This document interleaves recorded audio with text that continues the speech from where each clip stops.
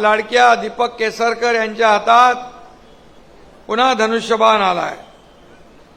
धनुष्यबाणासकट त्यांची विजयाची हॅट्रिक झाल्याशिवाय राहणार नाही अशा प्रकारचा शब्द मी या ठिकाणी म्हणजे खात्री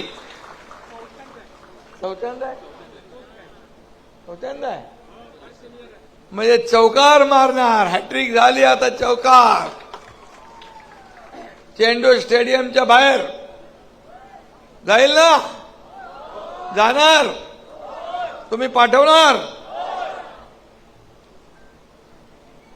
पण कुणाची तरी हार होईल। आता दीपक केसरकर यांना गेले 15 वर्ष कोणी पर्याय निर्माण झाला नाही, कारण त्यांनी आपल्या कामावर सगळ्या मतदारांना सोबत घेतलं। या मतदारसंघात जी कामं आहेत ती करण्याचा प्रयत्न केला आणि सावंतवाडीला दीपक सावंत यांच्याशिवाय पर्यायाची गरजही नाही। आणि म्हणून आज मी आपल्याला एवढं सांगतो, केसरकर एक सुसंस्कृत माणूस आहे, साधा माणूस आहे, जिभेवर साखर डोक्यावर बर्फ असं ठेवून काम करणारा आहे। आणि म्हणून मी मगाशी म्हणालो की गुवाहाटीला त्यांनी चांगलं काम केलं आणि जिथं जिथं त्यांना जबाबदारी दिली तिथं तिथं त्यांनी योग्य प्रकारे त्या ठिकाणी काम केलं। दीपकराव खूपच विनम्र आहेत। कोकणातला माणूस नम्र आहे, पण दीपकराव खूपच विनम्र आहेत।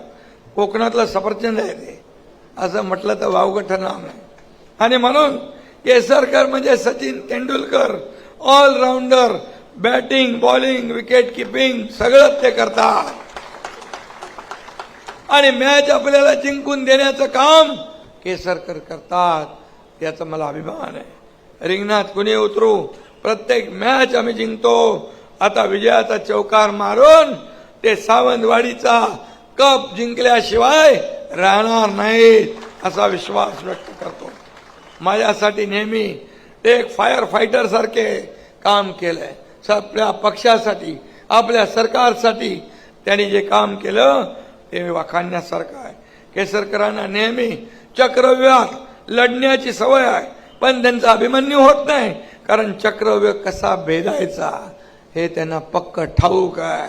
आणि म्हणून या ठिकाणी मी त्यांचं अभिनंदन करतोच। कोकण म्हणजे मगाशी भाजपात असले तरी सुद्धा ते आमचे नेते आहेत, शिवसेनेचे नेते म्हणून आम्ही त्यांच्याबरोबर काम केलं आणि म्हणूनच आज ते आपल्या सोबत आहेत हे देखील आपल्याला मी या ठिकाणी सांगू इच्छितो। केसरकर आता काय तुमच्याबद्दल बोलणार, तुमचं सगळं चांगलं आहे। आणि माझ्या लाडक्या बहिणी इकडे बसलेल्या आहेत। आता बघा इथं कुडाळमधून आपले निलेश राणे आहेत आज व्यासपीठावर। केसरकर आणि राणे साहेब एकत्र आलेत, बघा किती मोठा योगायोग आहे आपल्याचा। या विजयाचा शुभ शकून आहे आणि म्हणून